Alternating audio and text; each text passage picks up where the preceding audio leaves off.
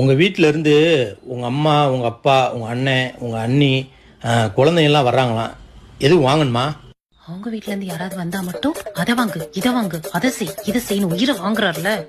இன்னைக்கு மாட்டினாரு. ஆமாங்க. ஒரு பக்கெட் பிரியாணி வாங்கிக்கோங்க. மட்டன் பிரியாணி. மட்டன் பிரியாணிக்கு முட்டை மட்டும் தான் தருவாங்க. 65 சேர்த்து சொன்னாதான் நல்லா இருக்கும். ஆடு அதுவா வந்து மாட்டுது. ஆமாங்க, 65 சொல்லிருங்க, 2 கிலோ. அப்படியே ஃபிஷ் ஃப்ரையும் சொல்லிருங்க.